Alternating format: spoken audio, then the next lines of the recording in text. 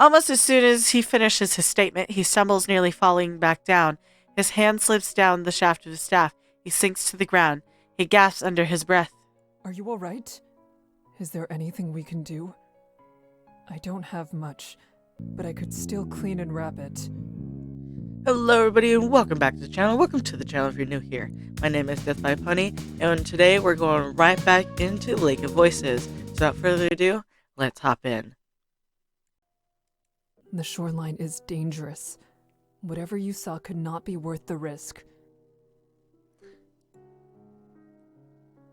Lou actually laughed. A sudden sound that, as close to snickering as it is to sputtering. Watching a Nyx drag itself across the shore in the middle of the day would be worth the danger, in my opinion. I give him a humorless, reprimanding look. I feel vaguely like I have used this face to dissuade pests and young children from behaving poorly in the past. I was only joking. Thankfully, it seems to work on grown men as well. I hope he is telling the truth. For someone so nervous, he can be quite reckless. I'm still going, though. Don't worry. I'll be careful. We talked about this. He gives me a self-effaced lopsided smile. You said you didn't want to make me watch out for you.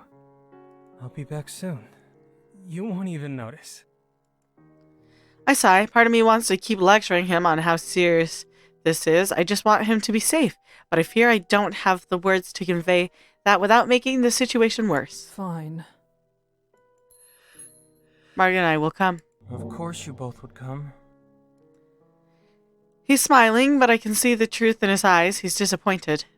The shore is unsafe for anyone. It isn't because I do not trust you. Thanks. Lou does not look at any better over the reassurance. He avoids eye contact while continuing to have something of a pout on his face. Perhaps the true issue is that I included Margaret rather than offering to go alone. I can appreciate how he feels, but we cannot afford to underestimate the risk of this island regardless. Still, his interest in me caused a secretive smile to play across my lips. Lou returns my unexpected smile, well, hardly, if not a little self-consciously. Let's find her then. The smile fades. That confirms my suspicions. Still, with that settled, the two of us promptly head into the woods back to where Margaret was sitting. She seems rather dumbfounded to see us again, eyes flicking halfway between both of us without actually examining either of us. Lou lifts his hand up to his hip level, then holds it there. Faltering, I approach her amicably as Lou stands back, still somewhat awkward. Has something happened? We were looking for you, but it doesn't matter anymore. I changed my mind. I see. I turn towards Lou, a bit confused myself. I'm glad he decided not to do something dangerous, but I did not expect this to be such a problem for him. I feel obligated to fill the empty space left by Lou's, ending our plan. We could walk around the island together. I know there's not much point, but it would be a way to spend time and clear our minds. Lou looks pleasantly surprised by my suggestion. Oh, I can agree to that. Margaret? This is peculiar, honestly. Are you certain nothing happened? Yes. We were simply hoping to find a way to remain active. Only then do I realize that wandering around the woods would not seem relaxing to someone who cannot see properly. I feel a touch of embarrassment enter into my consciousness. Then again, perhaps resting would be better. I still want to go. Well, I'm about finished with sitting in the dirt. A short walk could be a good chance to get my thoughts properly arranged. The corners of my lips twitch up. All right then. We can do that. Margaret and Lou both smile back at me. We make our way to the edge of the forest where the trees are thinner. Lou strides with a light-hearted ease that is entirely new and uplifting to me. Perhaps he is pleased to be out of the forest. He is content to enjoy himself silently. So... Margaret, on the other hand, seems to want to start another conversation, but doesn't know exactly what to say. Normally I would ask if everybody's well, but that was already discussed earlier. It would be very peculiar to mention it again, which leaves me with no topic to draw upon. At last, Margaret comes to a decision. You know, Lou, your hair is just striking. I've rarely seen a colour quite like it. Really? His steps become an uneven shuffle as he stares at the ground. He rubs his arm a bit too forcefully. Margaret can tell immediately that she chose the wrong subject. She attempts to salvage the situation with some encouragement. That was intended as a compliment. Unusual doesn't necessarily mean bad. It's merely curious.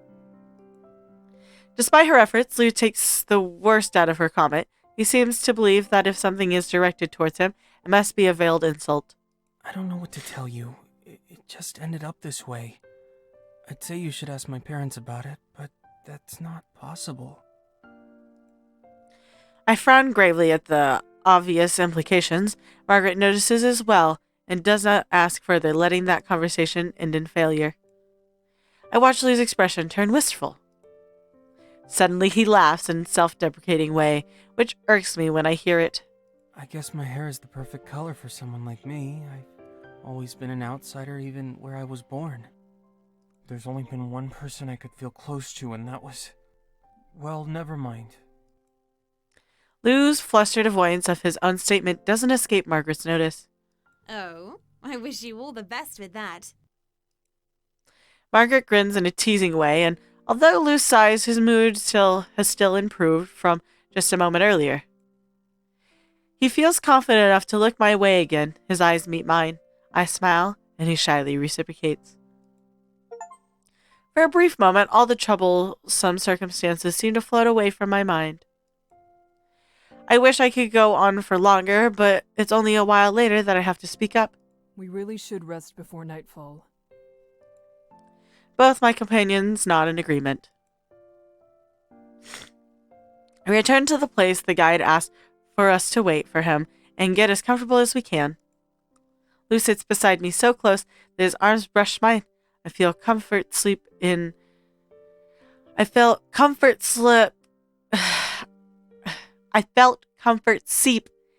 via the cracks of my armor, physical and mental, all from his subdued presence. The three of us quietly wait for the guide's arrival, occasionally chatting with one another as we rest. The sky turns orange as sunset comes upon us. The color seems to drain from the world, being consumed by the fog. The guide makes his appearance. Lou avoids eye contact with him. It's almost time. I nod and feel myself grow tense. We truly are about to return to those bridges. All of us wait in an uncomfortable silence until night falls. We silently stand as one, forming a vigil of sorts. Our remaining lanterns illuminate the dark, prepared for tonight's journey. And yet, the way forward does not appear. The bridges haven't risen from the depths. I glance to my side. The guide doesn't look at all pleased. The corners of his mouth have a harsh bent as he briefly loses himself to heavy thoughts. We must go to the shore. He doesn't offer an explanation for why. Instead, he goes on without us. I follow after the guide, for my forehead creasing with swelling worry. Behind me, I hear Margaret and Lou unsure footsteps. The four of us press onto the shore. The dark water laps at the edges of the sand as expected. The maze is still hidden beneath the surface. The guide grips his staff tighter, still, his knuckles turning ghostly white. He sucks in a breath of air, like he's about to speak, but he hesitates. We all stare at him expectantly. After a moment more, the guide is fed up with waiting. The bridges are late. If they don't arrive as soon as darkness falls, there's no telling exactly how long it will be before they do. Without flinching, the guide keeps hold of our position on the waterline. I periodically switch between him and others and rest on the shore. As I scan the forest, there is a straining groan. What was that? The guide. It can't be. I stand rigid in shock. Painful prickling sensation going down my back before whipping around to face the truth. He's crouched on the ground, staring forcefully at the group of Nixie head-on. There's a whole other group of monsters rapidly crawling back into the water. Hey! I step forward with a shout, but he puts one hand out to halt me. I do not go further. And I and those creatures motionlessly watch for what he will do.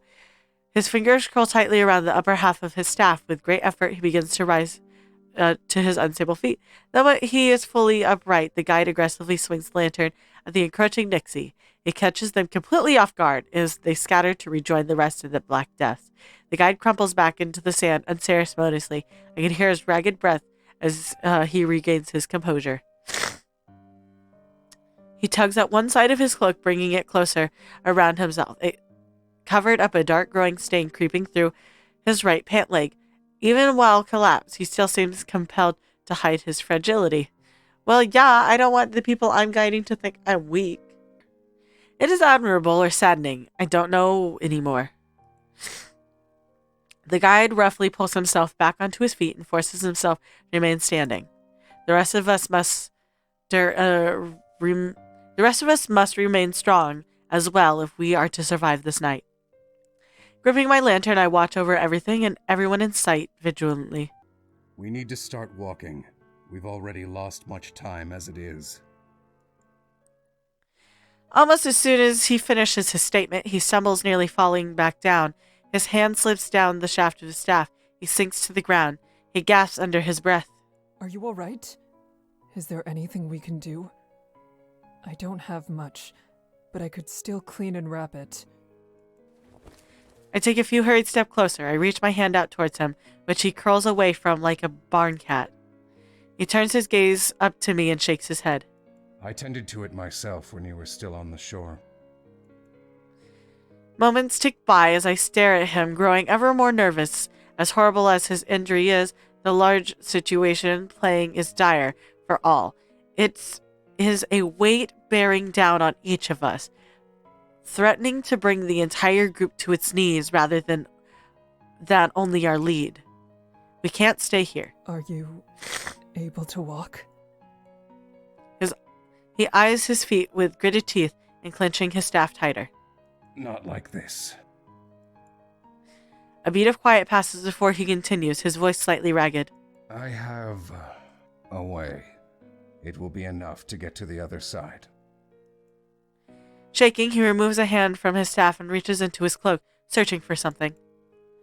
I have little other choice but to watch as he searches his pockets. The panic that we thought was past starts creeping back in. He retrieved a small vial with a viscous liquid inside, swishing it slightly as he holds it up. I peer at it curiously. Drinking this will numb the pain. I'll be able to ignore that my leg is injured for the time being. I analyze the vial hesitantly. I'm pensive as I mull over the possible other effects it could have. Something that potent would be a miracle drug if there were no downsides along with the positives. Is that safe? It must cause drowsiness or have some kind of impact on you. Not to mention, pushing your leg so hard when it's in that state could permanently ruin it. Well, yeah, we don't want to cause permanent damage and injury to our legs. He regards me as his lips twist part way into a snarl. My leg isn't broken. It will heal without issue once I'm able to treat it. In order for that to happen, however, I need to live. I flinch slightly. He wouldn't usually snap at such a question. The pain must be truly getting to him. That is good. I'm still not clear on what the side effects are. We must be prepared for whatever may come. It can slow reflexes and cloud the mind. I look at him nervously. I'm not at all comfortable with the sound of that. Margaret quietly gasps, bringing a hand to her mouth. Lou gazes on with an empty expression on his face. The guide heaves another sigh through the pain, and it makes it sound more akin to a groan. He is still impatient with the group's delay as the time marches on. I will only be taking half a dose. It won't ease all of the pain. However, it will reduce the odds that I will be notably impacted by any adverse effects. I know how you feel about others coming close to you, but is that truly the best solution to a situation like this? You need to be clear-headed here. Margaret looks at the bottle and then at him skeptically. I can't walk without it. One of us could help support you. Even if you worry over another person being nearby, putting up with that seems more reasonable than losing sense of what's going on around you. He doesn't look at Margaret at all as he pries off the cork top of the vial and downs a portion of the contents. Margaret can't suppress the surprised cough that escapes her mouth. We were still discussing this. The guide continues to not acknowledge her at all. Margaret silently fumes to herself over the ordeal. Lou looks down at the bridge quietly, still almost entirely uninvolved in the events involving him. The guide softly rests his head against the side of his staff. His eyes droop slightly as he relaxes his muscles briefly. He waits patiently for the medication to kick in, forcing the rest of us to do the same. After a brief pocket of time, the guide labors, breathing steadies, and he slowly pulls himself onto his feet with his staff as leverage. Despite stumbling slightly and trying to get up, the spike in energy he received from the medication is noticeable. Finally, he addresses Margaret's point. The odds of making a mistake with my reflexes dulled is far lower than the odds of something going wrong with one person holding up another who can't even stand on their own. If the bridges start to sink, if we're attacked, if one simply misplaces their footing and slips, both people will likely go down together and never get back up. And as I've stated, we've lost a great deal of time. No one could carry my weight without being slowed down. Now we must begin the journey again if we wish to reach the other side. He states this firmly before turning his back to the group and walking away. Margaret purses her lips tightly and looks at the guide, retreating form rather unpleasantly. Still, she makes no further attempts to argue. It's already been decided. We can do nothing but follow. I can still see him limping. I cannot deny that it's worrying. He's already taken half the medicine. Would taking enough to properly walk be so much of a risk? I begin to follow after the guide, and the two with me follow behind, making sure to stay within the safe harbor of my light. Once I'm near him, I notice that he isn't becoming more stable in gait. I ponder over whether I should mention my thought to him or not. We say nothing. I bite my tongue and I let the thought go. Now is not the time to be making even more of a fuss. The guide knows how to manage these types of situations. Creating another discussion will waste more of our time and accomplish nothing. It's already been settled, and I need to keep it that way. Our group moves at much brisker pace than the previous night. After the exchange that just took place, the mood has sunk low into a murky pool.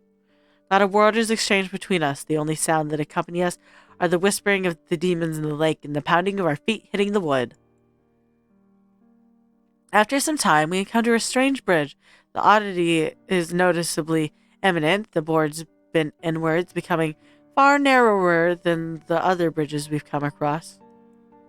The guide marches forward with no hesitation, while the rest of us awkwardly halt in front of the unknown path.